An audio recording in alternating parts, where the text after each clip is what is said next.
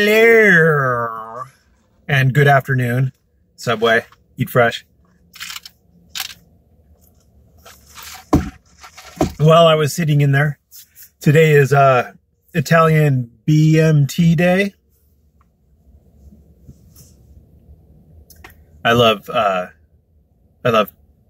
pepperoni and salami, and they have ham on there too. And I got double meat because I'm that kind of guy. Delicious. While I was in there, I watched a California Guardian video. And I've probably pointed this out in the past, but it was especially obvious on this one. So I figured what the hell, I would bring it up. In the video, he went to the San Diego Behavioral Health Center. And, you know, he's in there filming. He's on their property filming. He's not inside the building. There's a security guard and some administrator who works there. They come out and they tell him no, they can't film there. And Adam is his genial self, advising him that they could suck his testicle and that when the cops show up, the cops will say how right Adam is to film. And then they say, well, okay, we're going to go call the cops. And what does Adam do? He says, well, we're going to go around the back and we're going to be filming where the ambulances come in. So tell the cops we'll be there. They do that shit a lot in California. I've seen a lot of the California auditors do it. They'll go into post offices, start a ruckus, and then they'll be like, we're going to wait for the cops outside on the sidewalk. So, yeah. What they've done is they've removed themselves voluntarily from the situation. So could the cops eventually throw a charge at them? Maybe. But when the cops get there, they don't see the actual misdemeanor going on. And so they're much less likely to be arrested for it.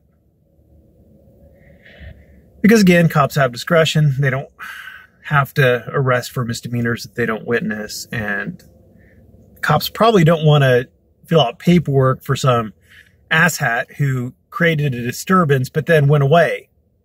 And there was no disturbance by the time the cop got there. Cop's probably going to say, well, the situation resolved itself. Give us a call if he comes back. But the auditor's done. He's got his little footage of him owning the administrator for the hospital and the security guard. See, this is the thing. Like, are we filming to protect our First Amendment rights? If so, do you have a First Amendment right to film there? I don't think you do.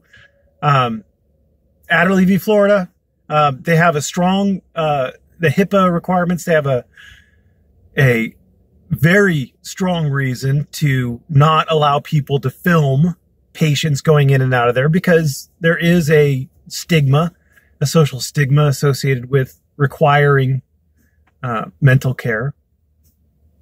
So there's a very strong reason to protect the people in that parking lot from being filmed, on those grounds from being filmed.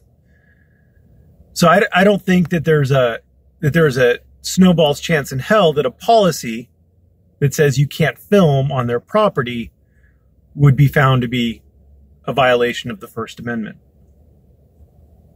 But the only way you're going to challenge that is, number one, to do it through administrative channels or legislative channels to try to get the law changed or the policy changed. And the only other way you could do it is by challenging it in court. And Mr. Kratz didn't choose to do either of those. He just filmed, acted like an asshat, and left. The other big thing that I see a lot in this community is police accountability. There were no police involved. And even if there were police involved, once you act like an asshat enough to require the police to come. If somebody calls and says, there is somebody here at the mental hospital creating a disturbance out front by filming the patients, it is a violation of HIPAA. The cop isn't going to know or care. Cop's got to come out and investigate, see what's up, see what the issue is. Has to. I mean, eventually. I mean, they don't have to drop everything right then and there, but they're going to come out if they get called.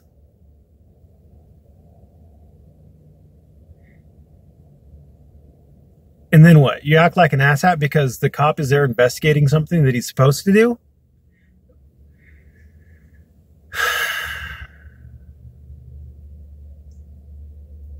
So if it's not the First Amendment and it's not police accountability, then what is the underlying goal? What's the underlying purpose?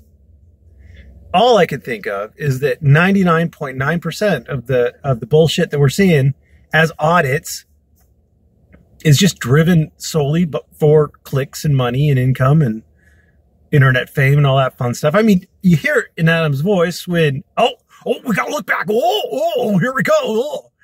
Excitement builds. Money, money, money, money. Ching, ching, ching, ching. I mean, who really gives a shit if a security guard looks at you and walks over to you? No one does. I mean, I'm sure there are people with some innate hatred of security guards, but I don't know. I haven't seen a poll on it, but I can't guess that most people really give two shits about security guards.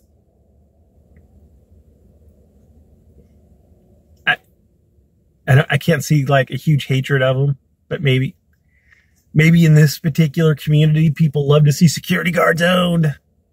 But he didn't even own the security guard. He didn't. There was no ownage there. They came up, they talked to him, they said, you're breaking the law.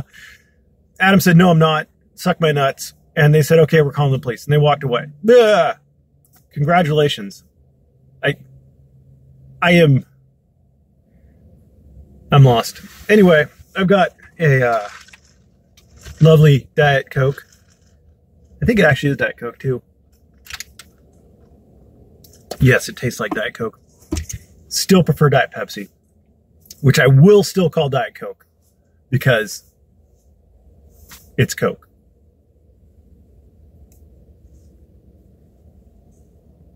Just like if it's not a crayon brand, what